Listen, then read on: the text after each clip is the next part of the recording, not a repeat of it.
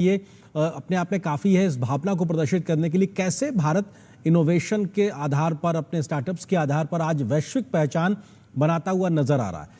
Innovates Bharat जैसे इस मंच पे फ्रांस में जब भारत अपनी क्षमताओं का प्रदर्शन करेगा, किस तरीके से हमारे लिए चीजें अनफोल्ड होती नजर आएंगी, नए संभावनाओं के द्वार खुलते नजर आएंगे। डॉक्टर भटनागर।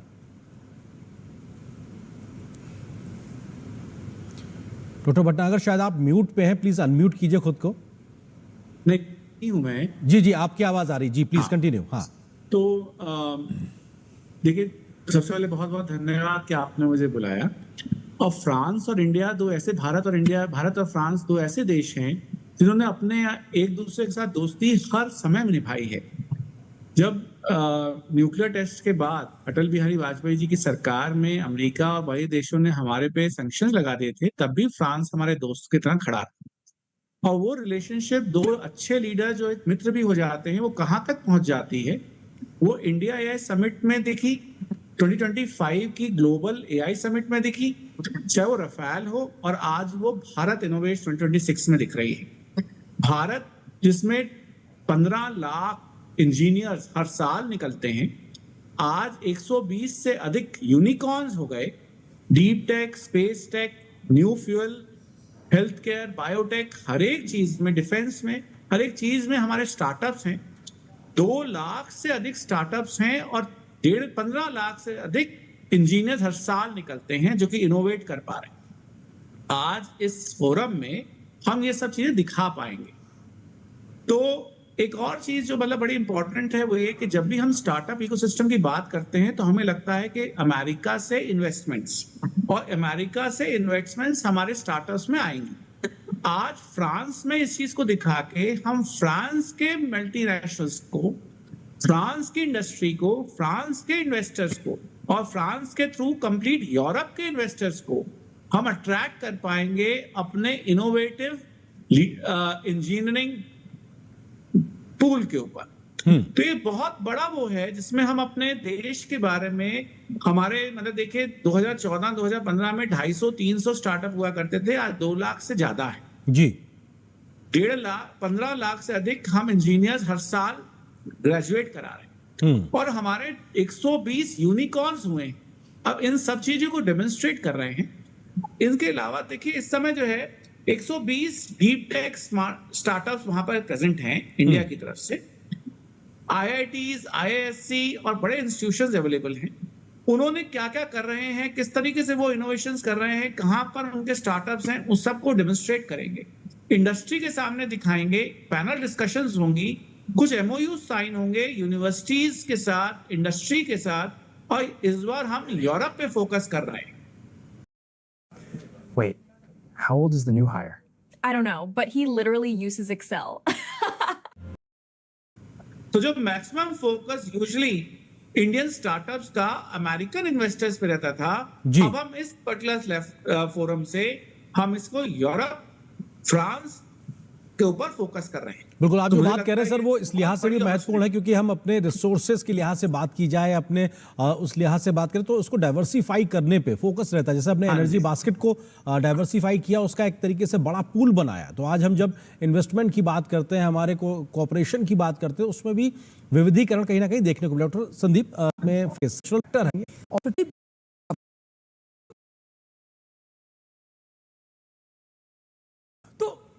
ये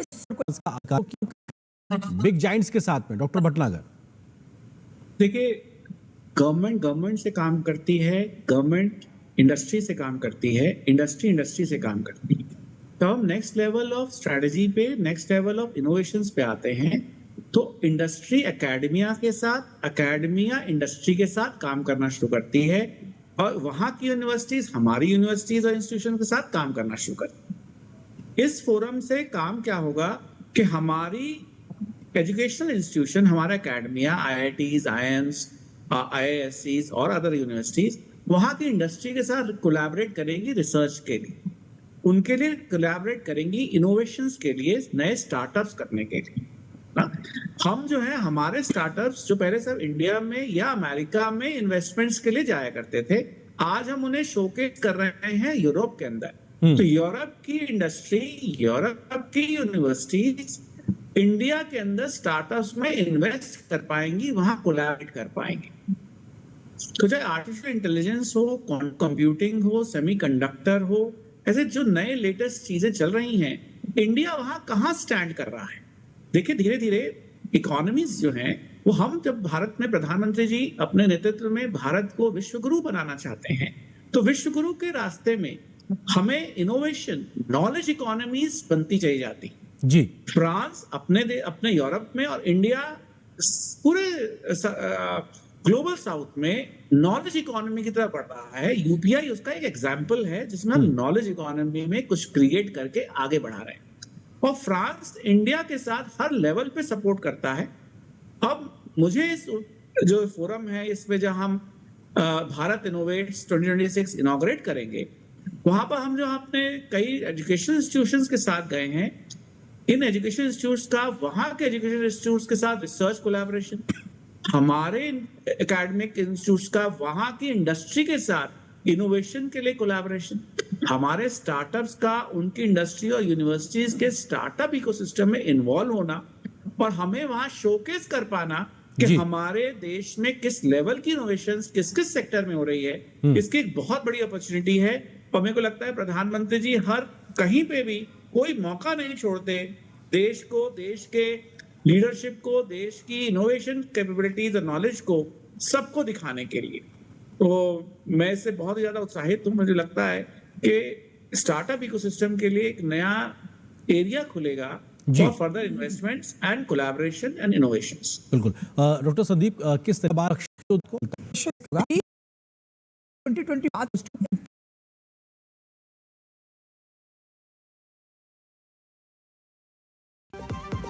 प्रधान पहला पड़ाव का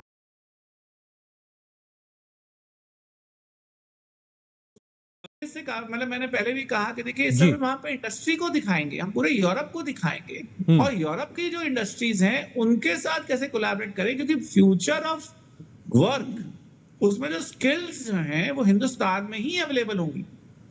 एक और चीज जो है, मतलब देखिए जो इंडिया से करीब करीब 15 लाख बच्चे हर साल बाहर पढ़ने के लिए जाते हैं, और अधिकतर बच्चे वहां जाते हैं जहां अंग्रेजी भाषा का प्रयोग होता है, क्योंकि वो आसान देश है। अमेरिका, कनाडा, यूके, ऑस्ट्रेलिया की वो देश है, न्यूजीलैंड ये वो देश है जहां इंग्लिश बोली जाती है, मैक्सिमम बच्चे वहां जाते हैं। क्योंकि फ्रांस में फ्रेंच बोली जाती है। अब वहां की इंडस्ट्री और वहां की यूनिवर्सिटीज और हमारे यहाँ की यूनिवर्सिटीज की जो कोलैबोरेशन होगी, उससे हम वहां भी अपने स्टूडेंट्स हमारे वहां जा पाएंगे, भाषा सीख पाएंगे और हम कोलैबोरेट कर पाएंगे।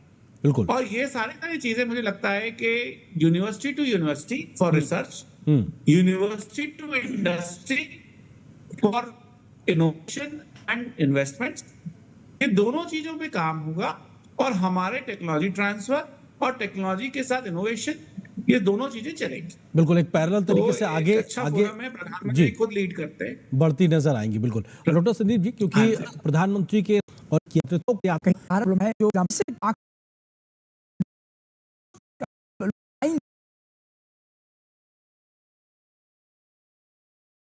ग्लोबल एक्सेप्टेड सॉल्यूशंस पे हम काम करें, आपको लगता है कि इस प्रकार की सोच के साथ में जो भारत स्टार्टअप इनोवेशन से आगे बढ़ रहा है, वो सिर्फ भारत तक सीमित सॉल्यूशंस नहीं होंगे, बल्कि उसका वैश्विक स्तर पे भी एक बड़ा असर पड़ेगा, उसका एक एक्सेप्टेंस भी दिखाई पड़ रहा है। शायद इसलिए भी भारत की जो सॉल्यूशंस हैं प्रॉब्लम्स को लेके, समाधान उसके जो है उसको शायद ज़्यादा स्वीकारता भी मिलती नजर आएगी।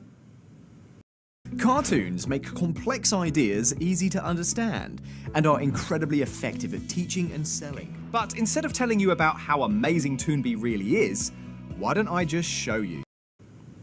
देखिए 1.4 बिलियन लोगों के देश में हमने कोविड को जिस प्रकार मैनेज किया, और उसके बाद हमने यूपीआई जैसे प्लेटफॉर्म्स क्रिएट करे, मतलब आप ये सोचिए कि हमने 150 देशों में दवाइयां भेजी और वैक्सीन्स भेजी, जबकि बड़े बड़े देश इसके अंदर कुछ ऐसा हेल्प नहीं कर पा रहे।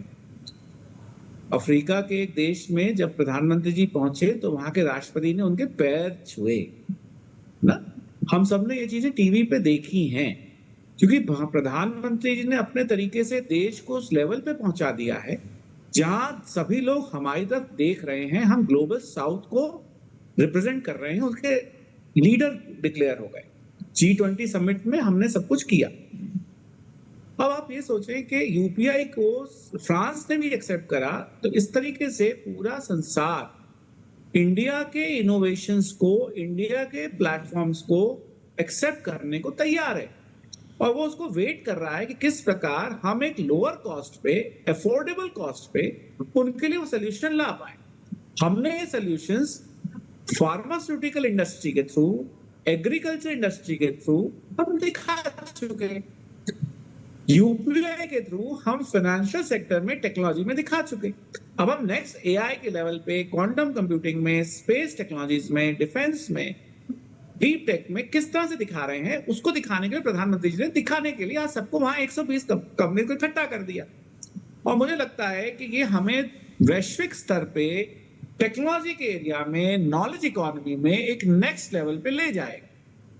मैं कई बार इस चीज को कहता हूं कि संसार वेट कर रहा है कि भारत कब कोई नई चीज लाए ताकि जो ग्लोबल साउथ है, जो कि पिछड़ा रह गया, जो कि उस डेवलपमेंट को, कॉस्ट को अफोर्ड नहीं कर पा रहा, वो जो है फ्यूचर ऑफ फ्यूल हो, चाहे वो सोलर एनर्जी की तरह से हो या कोई और नए ग्रीन हाइड्रोजन की तरह से हो या बायोकेमिस्ट्री में हो या कोविन वैक्सीन की तरह कोई वैक्सीन हो या एक नए तरीके के प्लेटफॉर्म्स हो, यूपीआई की तरह सारा संसार वेट कर रहा है। सब लोग चाह रहे हैं कि भारत इस तरह की चीजों को इनोवेट करे, अफोर्डेबल प्राइस में उनके लिए एक्सेस कराए। और हिंदुस्तान ने प्रधानमंत्री जी की अध्यक्षता में सारे संसार को दिखा दिया कि जब सारा वर्ल्ड कोविड में बीमार पड़ रहा था और उसे वैक्सीन की, दवाइयों की जरूरत थी, भारत उस समय लोगों को खाना, वैक्सीन और दवाइयां भेज रहा था जी। तो इस तरीके से विश्वास बढ़ता है, इस वजह से आपसे एक्सपेक्टेशंस बढ़ने लगती हैं। अब संसार भारत से इनोवेशन में, टेक्नोलॉजी में एक्सेप्ट कर रहा है, एक्सपेक्ट कर रहा है ताकि वो हम कुछ नया इनोवेट करें जिसे वो यूज कर सकें। जी मुझे लगता है कि इस फोरम में बहुत अच्छा रहेगा। बिल्कुल डॉक्टर संदीप, क्योंकि ये बहुत महत्वपूर्ण है कि जब साथ हम हल्का तो आप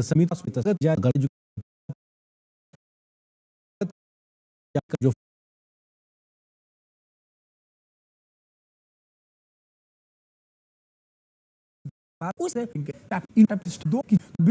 मेक इन इंडिया को लेकर अपने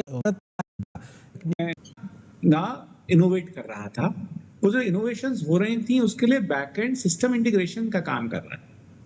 मुझे एआई, डीटेक्स, इन सब की जो अब ये एरा स्टार्ट हुआ है, अब जो ये टेक्नोलॉजी रेवोल्यूशन स्टार्ट हुआ है, ट्रांसफॉर्मेशन शुरू हुआ है, इसमें हम बैक एंड जॉब नहीं कर सकते। इसमें हमें लीडरशिप रोल लेने ही पड़ेंगे। अगर इंडिया लीडरशिप रोल नहीं लेगा और वही सिस्टम इंटीग्रेशन के काम करता रहेगा तो हम वो लेवल नहीं पहुंच पाएंगे जहां हम एज अ लीडर पहुंचना चाहते हैं। तो प्रधानमंत्री जी की जो दूरदर्शिता है, इनकी जो लीडरशिप है, इसने हिंदुस्तान को 2016 में स्टार्टअप इंडिया मिशन दिया और डिजिटल इंडिया मिशन दिया और स्टैंड अप इंडिया मिशन दिया, स्किल इंडिया मिशन दिया। सबके थ्रू करते करते करते आज देश के 120 यूनिकॉर्न्स हैं। यूनिकॉर्न्स होने के साथ साथ 2 लाख से अधिक स्टार्टअप्स हैं रजिस्टर्ड। तो ये सब चीजें चली रही हैं और मेरे को लगता है कि यूरोप जो है एक बहुत बड़ा मार्केट है, एक बहुत बड़ा इन्वेस्टर है, जहां पर आज की तारीख में इस फोरम के बाद, इस भारत इनोवेट्स के बाद हम वहां से भी इन्वेस्टमेंट्स को, जो हम पहले सिर्फ इंडस्ट्री में देख रहे थे इन्वेस्टमेंट्स, अब हम स्टार्टअप और एकेडमिया में, एकेडमिक रिसर्च इंस्टीट्यूशन में भी वहां के इन्वेस्टमेंट्स को देख पाए। जी। तो क्योंकि अब हम एक लीडरशिप रोल में पहुंच ही रहे हैं और लीडरशिप रोल हम उठा ही रहे हैं, तो हमें इस तरह की चीजों की जरूरत है। और हम सिर्फ अमेरिका के इन्वेस्टमेंट्स देख रहे थे, आज हम यूरोप में भी देखें। मैं एक चीज और ऐड करना चाहता हूं, वो ये कि 1993 में स्लोवाकिया आजाद हुआ था और प्रधानमंत्री जी ये किस प्रकार अपने पर्सनल रिलेशनशिप्स डेवलप करके एक 2 कंट्रीज के बीच में कैसे रिलेशन करके लाएंगे। पहली बार भारत का प्रधानमंत्री स्लोवाकिया देश में जाएगा। तो किस प्रकार प्रधानमंत्री जी ने पिछली बार कहे थे तो 5 देश कवर करके आए, थोड़ी देर के लिए यूएई, मतलब कितना मेहनत करते हैं देश को आगे ले जाने के लिए। हमें इनसे काफी कुछ सीखना है। ये देश के प्रति इनकी जो कमिटमेंट है और जिस तरह का लीडर हमें मिले, भारत एक नेक्स्ट लेवल पे पहुंच रहा है। हम इस एआई के वर्ल्ड में, इस डीप टेक और इस इनोवेशन के वर्ल्ड में हम अपने आप को लीडर्स डिक्लेयर कर रहे हैं। हम दुनिया को दिखा रहे हैं कि हमारे पास स्किल्ड लेबर्स हैं, हमारे पास स्किल्ड रिसोर्सेज हैं जो आपके इनोवेशन, आपकी टेक्नोलॉजी, आपके रिसर्च में पूरी तरह से काम कर पाए। बिल्कुल, और जिस बात का जिक्र आप कर रहे हैं, प्रधानमंत्री के द्वारा लगातार 24/7 जो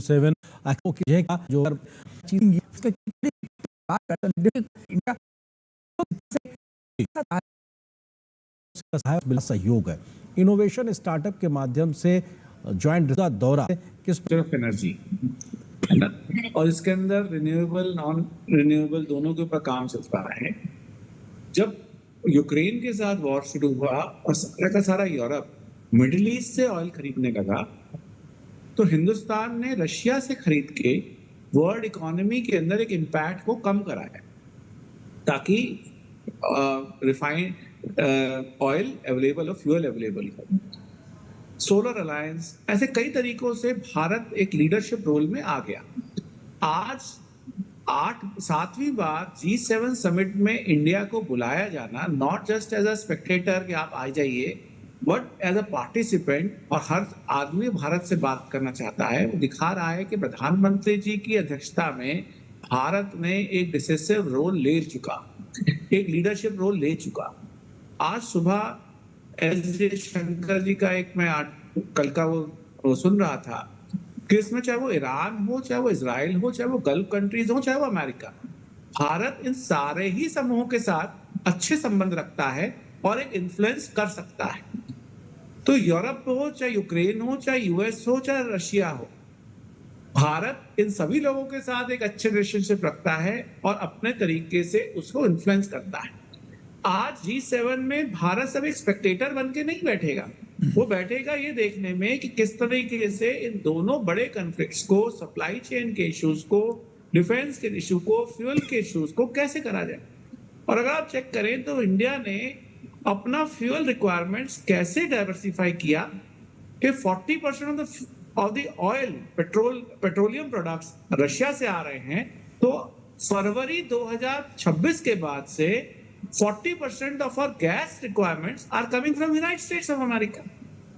तो हमने बड़ी तेजी से किया है, मगर इस प्रेजेंस से जो प्रधानमंत्री जी के साथ 120 डिफरेंट डीप टेक स्टार्टअप्स गए हैं, 15 इंस्टीट्यूशंस गए हैं, करीब 400-500 इंडस्ट्रियलिस्ट गए हैं, इन्वेस्टर्स गए हैं। फ्यूचर ऑफ फ्यूल की रिसर्च में जो फ्रांस में एक लेवल पे आगे बढ़े या यूरोप में आगे बढ़े, उसको भारत में कैसे लेकर आया जाएगा, और भारत कैसे इंडिया के अंदर जो ग्रीन हाइड्रोजन पे काम कर रहा है, सोलर पे काम कर रहा है, न्यूक्लियर, सिविल न्यूक्लियर फ्यूल पे काम कर रहा है, उसको कैसे कोलैबोरेट किया जाएगा। आई एम श्योर कि उसके ऊपर मेजर डिस्कशन होंगी और हम मेजर एमओयूज इसके ऊपर आते हुए देखेंगे। जी संदीप जी, किस तरह से G7 का जो मंच होगा उस पे आज के मौजूदा चुनौतियों पे जब बात होगी तो मिडिल ईस्ट के क्राइसिस को लेकर निश्चित तौर से पूरी दुनिया चिंतित है। भारत भी उन चिंताओं से समाधान के, शांति की ओर आगे बढ़ने को लगातार बात करता है, लेकिन एनर्जी सिक्योरिटी पे जब बात होगी तो जिस बात का जिक्र डॉक्टर भटनागर ने किया कि हम सिर्फ वहाँ पे ठीक है, जो वो डिस्पॉइंट है, जीएसटी रिटर्न का डेडलाइन है, कैसे होगा, इम्पॉसिबल है। लेट हुए तो पेनल्टी लगेगी। अभी इतने सारे ट्रांजैक्शंस ट्रैक भी नहीं हुए। और ये सारे papers Switch to Zoho Books. GST filing done, वो भी टाइम से पहले। Zoho Books, one place for all your business accounting. Can we actually prove that God exists? हाल मुझको ब्लॉक करके एक ऑर्डर है आपकी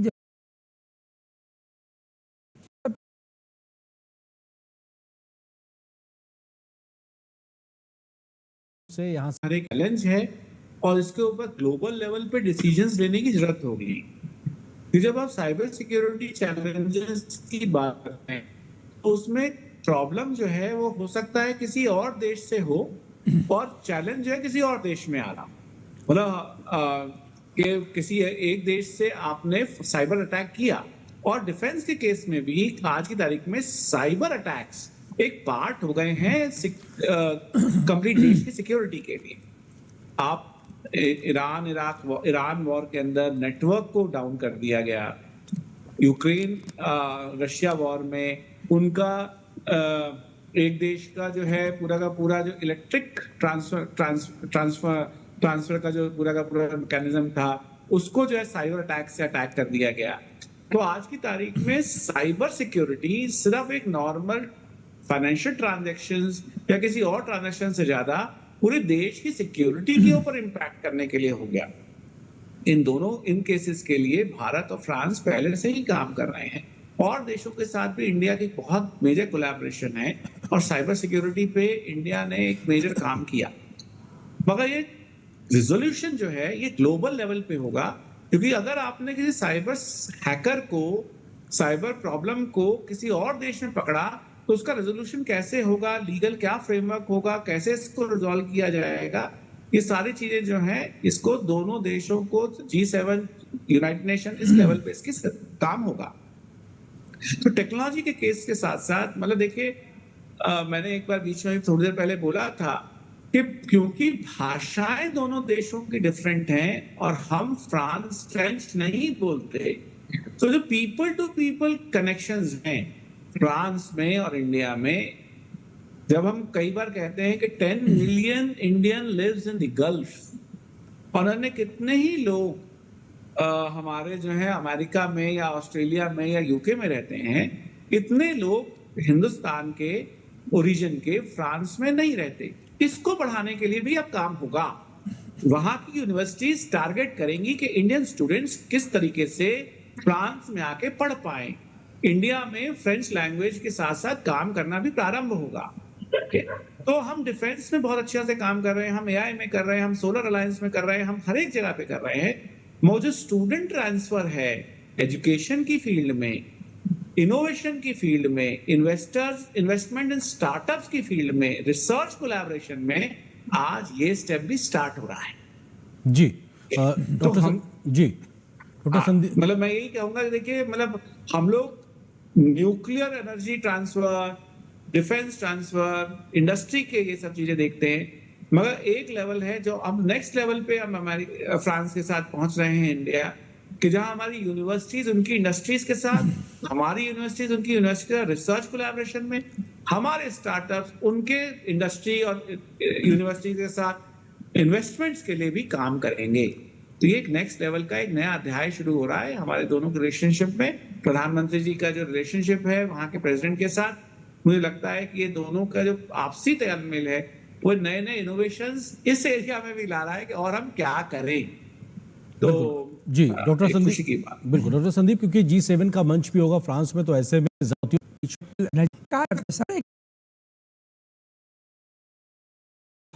वहाँ पे होगी, इन सब चीज़ों का भी फर्क पड़ता है, क्योंकि जो बात बहुत दिनों से हो रही है, डील नहीं हो रही है, लेकिन अगर एक छोटी सी गुंजाइश भी है तो कम से कम एक प्रेशर इन सब चीज़ों का कुछ शायद काम आएगा उस दिशा में। देखिए ये बहुत जर्मनी और बहुत इनको हमें डायलॉग से भारत स्टार्टअप्स ने एक बहुत बड़ा कह सकते हैं कि एक जंप लिया है, बहुत बेहतर तरीके से काम किया है। क्या यही एक जो मोमेंटम है ये हम फ्रांस में भारत इनोवेट्स में भी देखेंगे, खासकर अगर हम स्पेस सेक्टर के लिहाज से बात करें तो?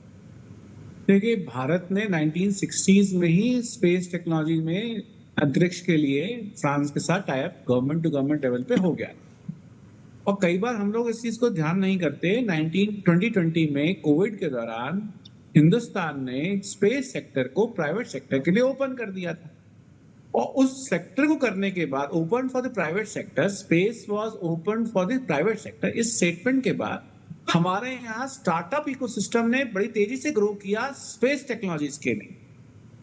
और मैं क्योंकि एक स्टार्टअप मेंटर हूँ और स्टार्टअप इन्वेस्टर हूँ, मैंने खुद कई कंपनीज में स्पेस टेक्नोलॉजी में इन्वेस्ट किया हुआ, मैं उनको मेंटर करता हूँ, और वहां फ्रांस के साथ कोलैबोरेशन एक बहुत पॉजिटिव वो रहता है। क्योंकि यूरोप में देखिए बहुत कम देश हैं जो कि रॉकेट स्पेस में भेज पाते हैं, जिन्होंने स्पेस टेक्नोलॉजी में मेजर रिसर्च करके एक लेवल पे आगे बढ़े हैं। तो भारत ने इसरो के थ्रू बहुत आगे बढ़ा, हमने इतने सारे सैटेलाइट्स भेजे, हम बड़ी लो कॉस्ट में सैटेलाइट्स भेज पाते हैं, और फ्रांस ने भी इस चीज में बहुत आगे है। और इन दोनों देशों के अंदर जब स्टार्टअप इकोसिस्टम मिलता है, तो भारत में लास्ट जब मैंने चेक किया था तो करीब 250 स्पेस टेक्नोलॉजी स्टार्टअप्स थे, जिनके अंदर major research, major products, major services वो लोग क्रिएट कर पा रहे थे, इनोवेट कर पा रहे थे। अब इस तरह के फोरम में जहां हम इनको डेमोन्स्ट्रेट कर पाएंगे और वहां के स्पेस सेक्टर के, प्राइवेट सेक्टर के, गवर्नमेंट सेक्टर के लोग उसे देखेंगे, तो रिसर्च के अंदर, नए इनोवेशंस के अंदर, नए इन्वेस्टमेंट्स के अंदर, तीनों ही एरिया में मुझे लगता है कि हम एक मेजर MOUs और मेजर पार्टिसिपेशन कर पाएंगे दोनों देशों में। मगर सिर्फ दोनों देश ही नहीं, मेरे को उम्मीद है पूरे यूरोप के अंदर इस पर्टिकुलर फोरम में जब वो 120 इंडिया के इतने टेक्नोलॉजी एडवांस इनोवेशन आइडियाज को प्रेजेंट अपने सामने देखेंगे, तो उनको समझ में आएगा कि वो अपने देश की R&D, वो अपने कंपनी की R&D, अपने देश के लिए, अपने वो R&D के लिए इंडिया की यूनिवर्सिटीज, इंडिया के IITs, इंडिया के IIScs के अंदर इन्वेस्ट करके वो रिसर्च करवा पाए। डॉक्टर भटनागर, क्योंकि भारत का जो स्पेस सेक्टर में, डॉक्टर भटनागर, जो भारत का स्पेस सेक्टर में मॉडल है वो बहुत सस्ती एक तरीके से तकनीक को इजाद करना, भारत दुनिया के लिए एक लॉन्चिंग पैड के तरीके से भी इसरो ने अपने आप को स्थापित किया है। तो हमारी जो ये सोच है, हमारा जो ये मॉडल है, ये दुनिया के लिए भी अपने आप में कौतूहल का विषय रहता है। ऐसे में जब हम स्टार्टअप के माध्यम से हमने स्पेस को प्राइवेटाइज करने की जो कोशिश जो भारत ने की है, ज्वाइंट रिसर्च के माध्यम से, फ्रांस हो या फिर यूरोप हो, हम कैसे इसको आगे बढ़ते देखेंगे? भाषा अब समस्या नहीं होगी, उसका भी फायदा कैसे होता हुआ दिखाई पड़ेगा हमको? देखिए, मतलब मैंने एक बार स्टेटमेंट अभी कुछ समय पहले बोली थी कि world is looking towards India for affordable solutions. हमने जो UPI दिया, कोविन दिया, कोविड के दौरान वैक्सीन दी, फार्मास्यूटिकल के अंदर दवाइयां दी, संसार भारत के तरफ देख रहा है आशा से कि हम उस प्राइस पॉइंट पे उनको सोल्यूशन दे पाएंगे जो वो अफोर्ड कर पाए, और अब तक हम ये कर रहे हैं। और स्पेस टेक्नोलॉजी में आपको शायद ध्यान हो कि भारत ने 7 नेशंस के लिए सैटेलाइट्स लॉन्च किए, ऑफ नेपाल, भूटान, श्रीलंका, मालदीव्स, ऐसे देश जो कि शायद अपने लिए स्पेस टेक्नोलॉजीज में उतनी ग्रोथ नहीं कर पा रहे, अपने लिए अपने स्पेसक्राफ्ट नहीं भेज पा रहे। भारत ने कहा हमने करा है, आप हमारे सैटेलाइट्स को यूज कीजिए, और उन्होंने 7 नेशंस के सैटेलाइट इंडिया की कॉस्ट पे वो आगे बढ़े। तो इसी तरीके से अब African countries, Latin American countries जो कि उस तरीके की टेक्नोलॉजी से पीछे रह गए हैं, उनको उनकी कॉस्ट पे जो वो अफोर्ड कर सकें, कैसे हम करा पाएंगे? ये जो ग्लोबल साउथ का लीडर बनना सिर्फ वैक्सीन या सिर्फ फार्मा से नहीं, जो हम उनको उनकी कॉस्ट प्राइस पे वैसी चीज दिलवा पा रहे हैं। जीवन में नियम बनाओ, पहली रोटी गाय की, एक रोटी का जो मूल्य हो, कि जो 1.4 बिलियन जो कॉस्ट अफोर्ड कर सकता है, उस कॉस्ट पे अफ्रीका, लैटिन अमेरिका, वो सारे ग्लोबल साउथ देश भी देख पाएंगे। ये हम लोगों को दे पा रहे हैं। तो स्पेस टेक्नोलॉजी के लिए भी मेरे को लगता है कि फ्रांस और इंडिया की कोलैबोरेशन बहुत अच्छी रहेगी और आगे बढ़ेगी। मगर ग्लोबल साउथ इंडिया की तरफ देख रहा है कि जिस प्रकार इंडिया ने अपने 7 नेशंस को सैटेलाइट्स उपलब्ध कराए, उससे टेक्नोलॉजी को यूज करना अलाउ कराया, वैसे ही किस तरह से अफोर्डेबल प्राइस पॉइंट पे हम उन देशों को भी दे पाएंगे, क्योंकि हमारी इनोवेशन कॉस्ट इफेक्टिव है। हमारा cost to send a satellite to moon was much cheaper in comparison to any other nation. बिल्कुल। तो हमने जिस कॉस्ट पे हमने चंद्रयान 2, चंद्रयान 3 भेजा, और जिस तरह से रिसर्च करके हम उसका रिजल्ट लेकर आ पाए, उस कॉस्ट प्राइस पे पूरा वर्ल्ड हैरान है, और हमें उम्मीद है कि हमें और इस तरह की चीजें करके हम दिखा पाएंगे। बिल्कुल संदीप जी, क्योंकि बहुत महत्वपूर्ण है कि भारत का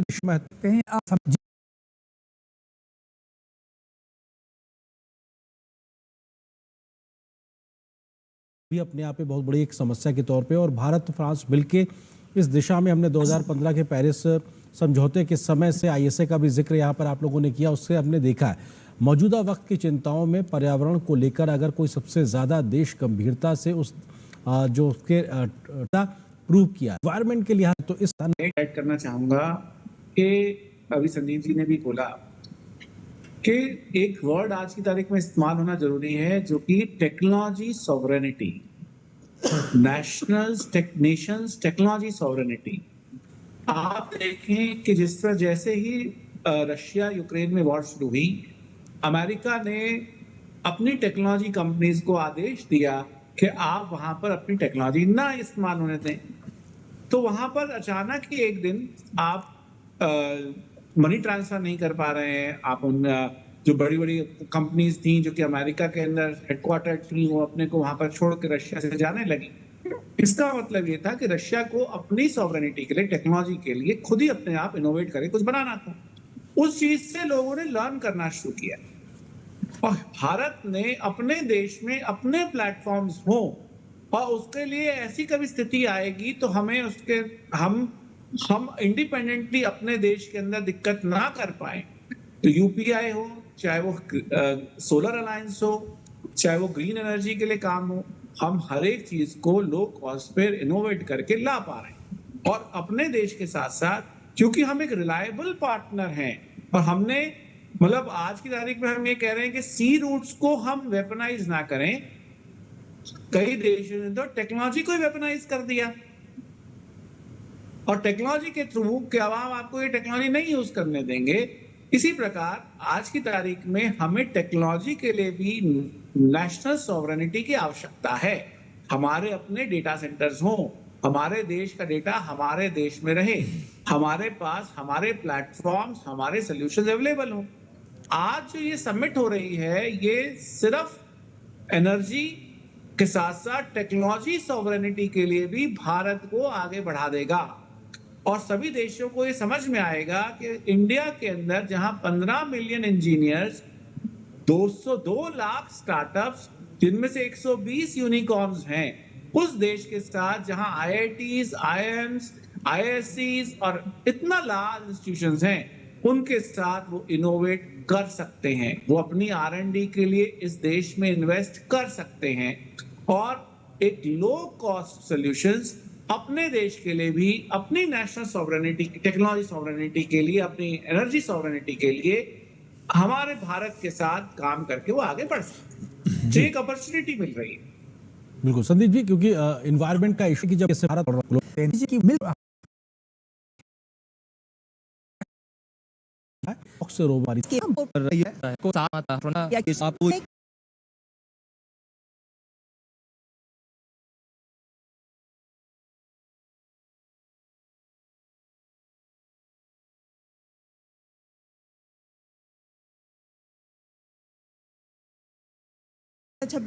है और मोदी और